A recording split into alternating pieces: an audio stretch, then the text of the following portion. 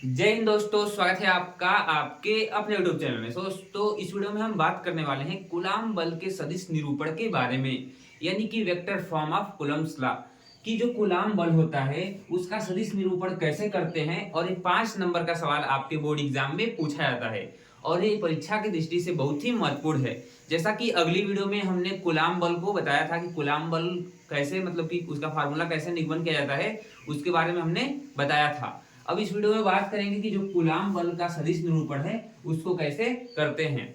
जैसे कि यहाँ पे आप देख सकते हैं कार्टेशियन प्लेन है, यहाँ पे x है, यहाँ पे y है और एक कार्तीय तल में दो आवेश यानी कि q1 और q2 क्या रखे हैं, एक दूसरे से कुछ दूरी पर रखे हुए हैं और इसी की सहायता से हम कूलाम बल के सदिश निरूपण को करेंगे। ठीक है, तो चलिए शुरू करते हैं कूलाम बल के सदिश निरूपण को, यानी कि vector form of Coulomb's law को।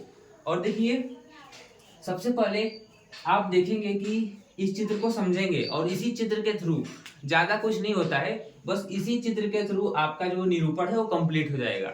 लेकिन ये बहुत कॉम्प्लिकेटेड लगता है क्योंकि इसमें वेक्टर वगैरह आते हैं, वेक्टर, एकांक, सदिश, ये सभी चीजें आती हैं, इसीलिए आप लोगों को टफ लगता है। लेकिन मैं गारंटी लेता हूं कि वीडियो के एंड तक ये सारी का सारा, ये जितना भी चित्र है, ये सारा का सारा चित्र आपको समझ में आ जाएगा और निरूपण यानी कि जो सदिश निरूपण है उसको आप अच्छे से समझ जाएंगे। तो चलिए शुरू करते हैं। देखिए, यहाँ पे प्लेन है, x है और एक y है। एक कार्तीय तल में दो आवेश रखे हुए हैं, q1 है, एक q2 है। तो सबसे पहले क्या करेंगे, देखिए जो जो O बिंदु है, ये जो O बिंदु है, यहाँ से जो q1 की दूरी है उसको हम क्या कहते हैं, जो q1 की दूरी है, ऐसे आप पूरा बना लीजिए। ठीक है, यहाँ पे Q1 तक, ठीक है, ये Q1 तक जो ये लाइन गई है, ये Q1 तक, इसको बोलते हैं R1 वेक्टर। क्या बोलते हैं, R1 वेक्टर। ठीक है, और यहां से O बिंदु से जो Q2 आवेश की दूरी है, O बिंदु से जो आपके Q2 आवेश की दूरी है उसको बोलते हैं R2 वेक्टर। ठीक है, इसको क्या बोलते हैं, इसको बोलते हैं R2 वेक्टर। ठीक है, इसको R1 वेक्टर यानी कि O से Q1 की दूरी को R1 वेक्टर और O से Q2 की दूरी को R2 वेक्टर बोलते हैं। चलिए इसको इस फॉर्मेट में लिख देते हैं कि यहाँ पे R1 वेक्टर है क्या, क्योंकि ये भी जानना बहुत ही महत्वपूर्ण है। इसको पूरा का पूरा जैसे मैं लिखवाऊंगा वैसे आपको लिखना रहेगा। तो देखिए, यहाँ पे जो आपका R1 वेक्टर है, R1 वेक्टर है वो क्या है, तो R1 वेक्टर बराबर आवेश Q1 का स्थिति सदिश। ये क्या बता रहा है, ये O बिंदु से आवेश Q1 की स्थिति को बता रहा है। इस बात को आप लोग लाइटली नहीं लेंगे क्योंकि आप लोगों को लैंग्वेज में लिखना पड़ेगा।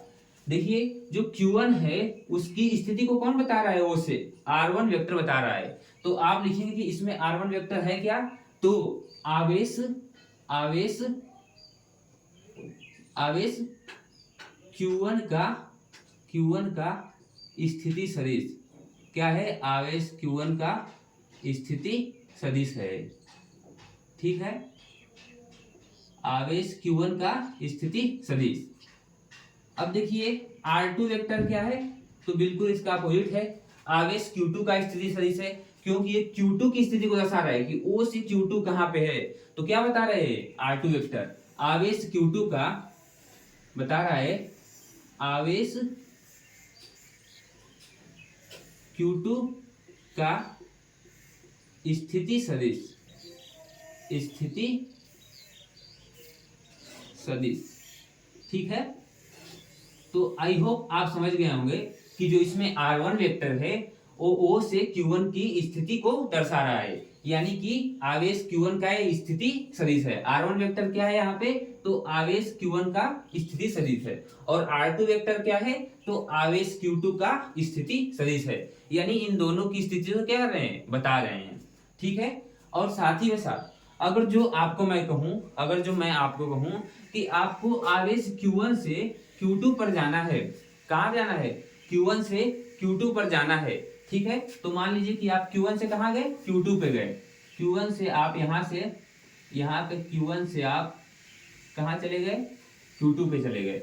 Q1 से आप Q2 पे चले गए, इस साइड गए, एक मैं मार्क कर देता हूं छोटा सा, हाँ, आवेश Q1 से आप Q2 पे चले गए, तो इसको क्या बोलते हैं, vector vector R21, vector R21।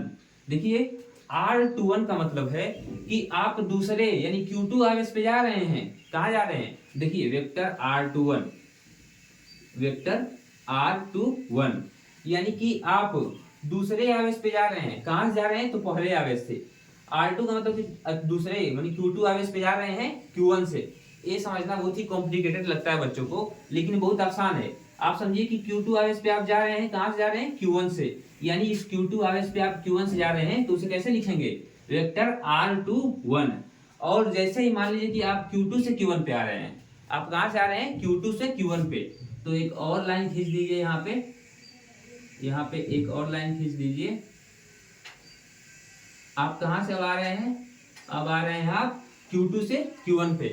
Q2 से Q1 पे अब आ रहे हैं तो अब आप लिखेंगे, ये क्या हो जाएगा? R12 वेक्टर, यानी कि आवेश 1 पे आ रहे हैं आप, आवेश Q1 पे आ रहे हैं। कहाँ से आ रहे हैं? Q2 से आ रहे हैं। आई होप आपको समझ में आ रहा होगा। अगर जो आपको समझ में आ रहा है तो कमेंट बॉक्स में कमेंट कर दीजिए कि हाँ समझ में आ रहा है। ठीक है, तो जो R12 है वो बताएगा कि आप Q2 से Q1 की तरफ आ रहे हैं। चलिए इसको भी लिख देते हैं लैंग्वेज में, ताकि आप कभी भूलेंगे नहीं। तो यहाँ पे जो R21 है वेक्टर आपका, वो क्या बता रहा है? आवेश आवेश Q2 का स्थिति, आवेश Q2 का स्थिति, ठीक है, आवेश Q2 का स्थिति सदिश। आवेश Q2 का क्या बता रहा है? स्थिति सदिश। किसके सापेक्ष? Q1 के सापेक्ष, Q1 के सापेक्ष। यानी कि ये क्या कर रहा है? ये बता रहा है कि आप आवेश Q2 पे जा रहे हैं। कहाँ से जा रहे हैं? Q1 से। यानी आवेश Q2 का स्थिति, यानी आवेश Q2 कहाँ स्थित है वो कौन बता रहा है? Q1 से। Q1 से Q2 कहाँ स्थित है ये बता रहा है कि आवेश Q2 का स्थिति सदिश किसके सापेक्ष? Q1 के सापेक्ष। क्योंकि आप Q1 के सापेक्ष तो जा रहे हैं Q2 पे, Q1 से ही तो Q2 पे जा रहे हैं, इसीलिए बताएगा कि आवेश Q2 का स्थिति सदिश Q1 के सापेक्ष। अब लिखेंगे आप वेक्टर R12, वेक्टर R12। ये क्या बता रहा है? ये बता रहा है आवेश Q1, बता रहा है आवेश Q1 का स्थिति सदिश, आवेश Q1 का स्थिति सदिश। ठीक है, किसके सापेक्ष? तो Q2 के सापेक्ष, Q2 के सापेक्ष, Q2 के सापेक्ष। यानी कि आप Q2 से कहाँ जा रहे हैं? Q1 पे जा रहे हैं। देखिए जो पहले लिखा है इसमें 1 2 लिखा है ना, तो 1 का मतलब कि आप 1 पे जा रहे हैं। कहाँ से जा रहे हैं? 2 से। ठीक है, आप 1 पे जा रहे हैं। कहाँ से जा रहे हैं? 2 से। अगर जो मान लीजिए कि वेक्टर R21 लिखा है तो आप Q2 आवेश पे जा रहे हैं। कहाँ से जा रहे हैं? Q1 से। यानी कि Q1 के सापेक्ष आप Q2 पे जा रहे हैं, Q1 के सापेक्ष आप Q2 पे जा रहे हैं। उसी को मैंने लैंग्वेज में लिख दिया कि आवेश Q2 का स्थिति सदिश किसके सापेक्ष? Q1 के सापेक्ष। और R12 का मतलब आवेश Q1 का स्थिति सदिश Q2 के सापेक्ष। यानी कि एक दूसरे के क्या है? दोनों अपोजिट हैं। यहाँ पे दिख भी रहा है कि ये अपोजिट एक दूसरे से जा रहे हैं, और ये लैंग्वेज भी बता रही है कि एक दूसरे क्या कर रहे हैं? अपोजिट जा रहे हैं। अब देखिए, ये बताइए कि जब Q1 आवेश है और यहाँ पे Q2 आवेश है तो इस पे एक बल भी कार्य कर रहा होगा। जैसे Q1 के कारण Q2 पे बल लग रहा होगा, क्योंकि दो आवेशों के बीच में, मैंने कल ही बताया था कि दो आवेशों के बीच में एक बल कार्य करता है जिसको कूलाम बल बोलते हैं। तो इस Q1 के कारण, जो यहाँ पे Q1 है, इस Q1 के कारण इस Q2 पे बल लग रहा होगा, और इस Q2 के कारण भी इस Q1 पे बल लग रहा होगा। तो उसको कैसे दर्शाते हैं? मान लीजिए कि दूसरे इस Q1 के कारण इस Q2 पे कितना बल लग रहा है उसको दर्शाते हैं। इस Q1 के कारण इस Q2 पे बल हम क्या करते हैं? दर्शाते हैं। ठीक है, तो इस बल को क्या करेंगे? हम ऐसे दर्शाएंगे, वेक्टर F किस पे बल लग रहा है? तो दूसरे आवेश पे। किसके द्वारा लग रहा है? तो पहले आवेश के द्वारा। यानी कि वेक्टर F21, यानी दूसरे आवेश पे पहले आवेश के द्वारा बल। इसको कैसे दर्शाएंगे? F21 के द्वारा। ठीक है, और अपोजिट, उसके अपोजिट, जैसे कि ए आवेश उधर उसको बल लगाएगा, जैसे दोनों समान प्रकृति के हैं, दोनों पॉजिटिव हैं, तो क्या करेगा? ये उधर बल लगाएगा। Q1 क्या करेगा? Q2 पे उधर बल लगाएगा, और Q2 क्या करेगा? Q1 पे इधर बल लगाएगा। ठीक है, Q1 क्या करेगा? इधर बल लगाएगा। तो Q2 के कारण Q1 पे बल कितना हो जाएगा, जो Q2 है, Q2 आवेश है, उसके कारण जो Q1 पे बल होगा वो होगा वेक्टर F12, यानी कि पहले आवेश पे दूसरे आवेश के कारण बल, पहले आवेश पे दूसरे आवेश के कारण बल। अब चलिए समझते हैं। यहाँ पे जो आपका वेक्टर F12 है वो क्या दर्शा रहा है, चाहे F21 पर लिख देते हैं। यहाँ पे जो आपका F21 है, वेक्टर F21, वो क्या दर्शा रहा है, वो दर्शा रहा है कि आवेश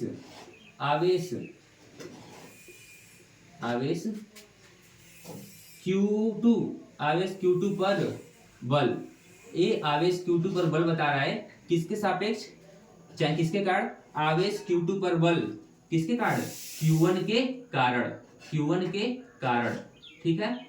तो Q1 के कारण जो बल लग रहा है Q2 पे, उसको कौन बता रहा है, तो वेक्टर F21, इसके अपोजिट है, क्या है इसके अपोजिट, वेक्टर F12, यानी कि आवेश पहले पे दूसरे के कारण बल, आवेश पहले पे दूसरे के कारण बल, ठीक है। अब लिखेंगे कि आवेश, बिल्कुल इसका अपोजिट लिखेंगे, आवेश Q1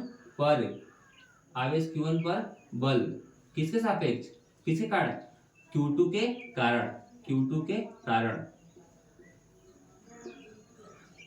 यानी कि ये वेक्टर F12 क्या है, तो आवेश Q1 पर बल है किसके कारण, तो Q2 के कारण, ठीक है। और वेक्टर F21 क्या है, तो आवेश Q2 पर बल Q1 के कारण।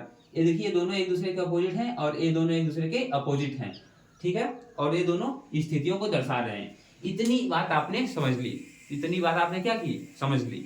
चलिए अब एकक सदिश की बात कर लेते हैं। एकांक सदिश बोलिए या फिर एकक सदिश, जो दिशा को बस दर्शाता है। तो देखिए इस Q1 पे, इस मतलब कि इस Q1 के कारण इस Q2 पे बल लग रहा है, ठीक है। इस Q1 के कारण इस Q2 पे बल लग रहा है, किस दिशा में लग रहा है, तो इसको कैप से दिखाएंगे, कैप R21, यानी कि दिशा बता रहा है कि बिल्कुल एक ही दिशा है कि दूसरे की तरफ से, मतलब पहले की तरफ से दूसरे पे इधर बल लग रहा है। ये दिशा बताने का कार्य करेगा। अगर जो आप कुछ भी नहीं समझ में आ रहा है तो आप नोट डाउन कर लीजिए, क्योंकि ये टॉपिक 11th का है जो वेक्टर वगैरह वाला है, तो ये आपने समझा ही नहीं। जैसे कि कैप R21 का जो मतलब है वो दिशा बता रहा है, बल की दिशा को बता रहा है कि 2 पे लग रहा है 1 के कारण, और दिशा कहाँ पे है, इधर है। और जो बल इधर लग रहा है Q2 कारण Q1 पे, उसको दर्शाएंगे कैफ R12 पे, यानी कि ये दिशा बता रहा है कि Q2 से आप कहाँ पे आ रहे हैं, Q1 पे, Q2 से आप Q1 पे बल लगा रहे हैं, ये दिशा को बता रहा है, ये दिशा को बता रहा है। अब मैं आपको एक सूत्र बता रहा हूं, उसको आप क्या करेंगे, मतलब कि याद कर लेंगे, ठीक है। तो देखिए सदिश का सूत्र क्या होता है, ये मैं इधर लिख रहा हूं कोने में, आप इस बात को याद रखेंगे। जो सदिश होता है वो बराबर होता है परिमाण, क्योंकि सदिश में परिमाण भी होता है गुणे दिशा, यानी परिमाण और दिशा क्या होता है, बराबर होता है। जो सदिश होता है, आपने सुना होगा कि जो सदिश राशियां होती हैं उनमें परिमाण तथा दिशा दोनों क्या होती है, पाई जाती है। यानी कि जो परिमाण और दिशा है उसका गुणनफल क्या कहलाता है, तो सदिश कहलाता है।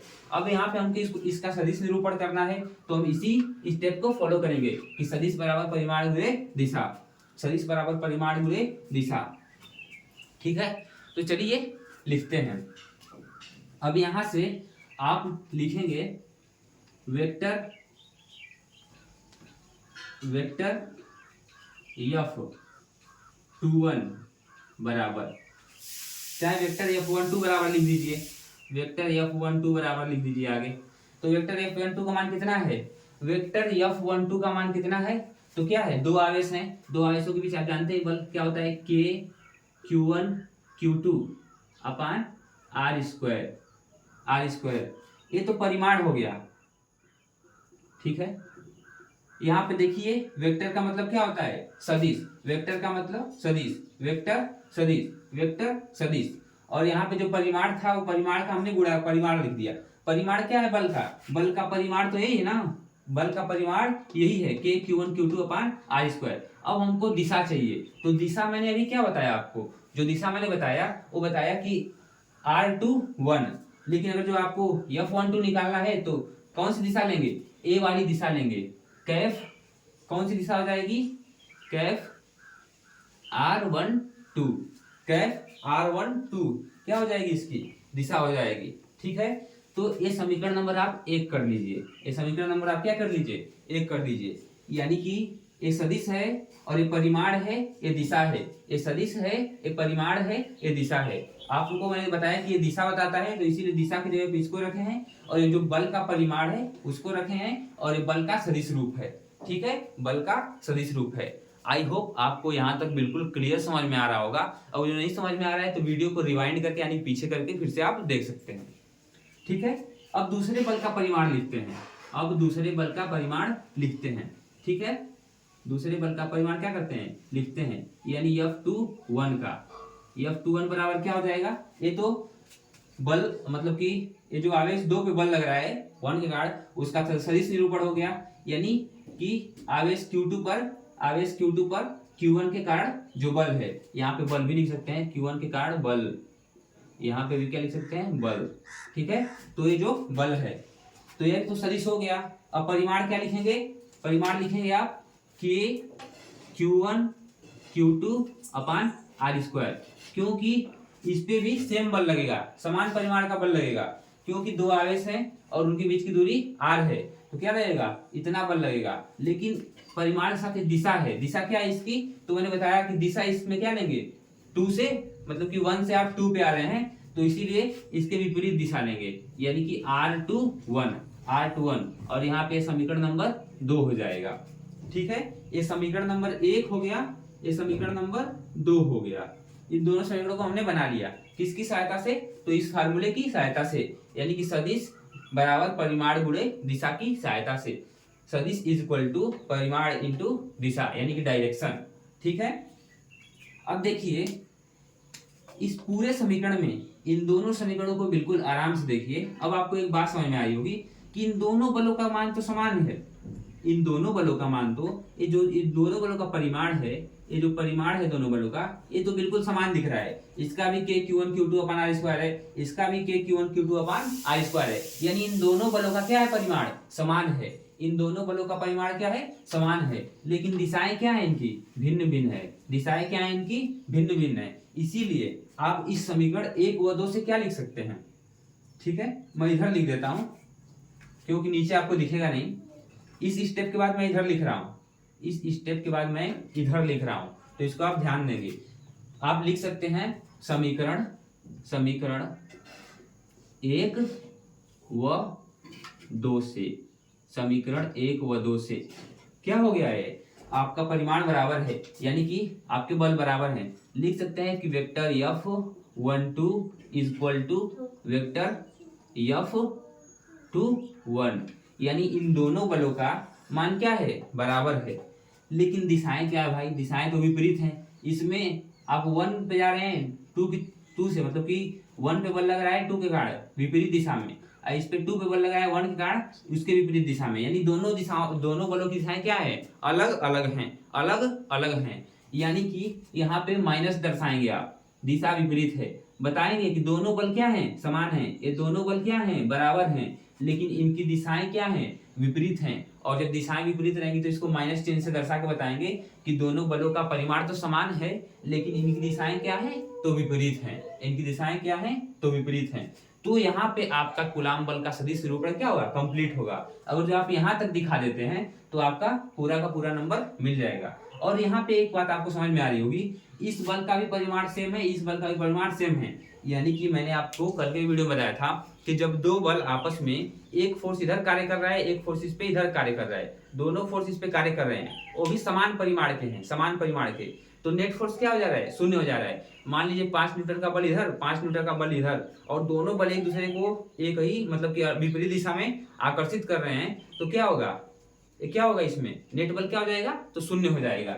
यानी कि इस स्थिति में क्या होता है, आवेश Q1 पे जितना बल लग रहा है Q2 के कारण, उतना ही Q2 पर Q1 के कारण बल लग रहा है। यानी दोनों बलों का मान बराबर है, लेकिन दिशाएं क्या है, विपरीत है। और आप यहाँ पे एक लाइन और लिख सकते हैं कि यह न्यूटन के तृतीय नियम की पालना करता है।